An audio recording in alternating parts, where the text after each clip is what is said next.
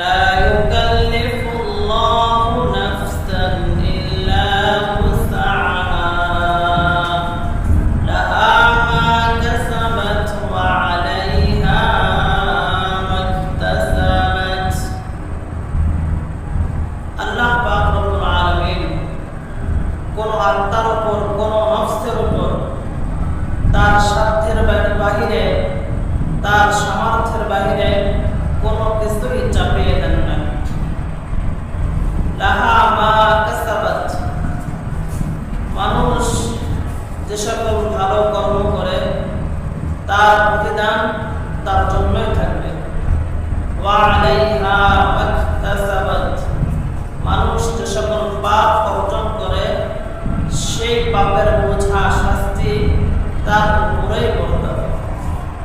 এই আয়াত কালিমার মধ্যে আল্লাহ পাক রব্বুল আলামিন দুটি বিষয় তুলে ধরেছেন। এক নম্বর হলো বান্দার সাধ্যের বাহিরে আল্লাহ তাআলা কোনো কিছু বান্দার উপর চাপিয়ে দেন না।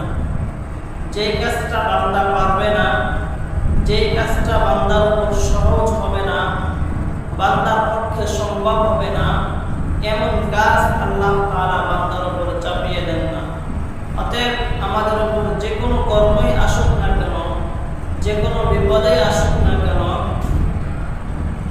যে কোনো ধরনের রোগ শোক বালা মুসিবতে আসুক না কেন, যত সুখ শান্তি আসুক না কেন, যত দুঃখ আসুক না কেন, সব আমাদের সাধ্যের ভিতর আছে বিদায় আল্লাহ তাআলা আমাদেরকে সেটা দান করেন।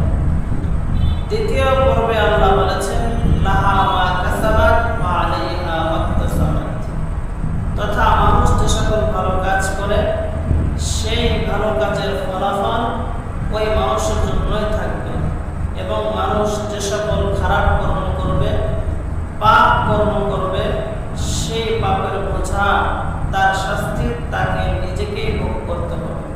আল্লাহ তাআলা আমাদেরকে গুনাহ থেকে বেঁচে সৎ কাজ বেশি থেকে বেশি করবার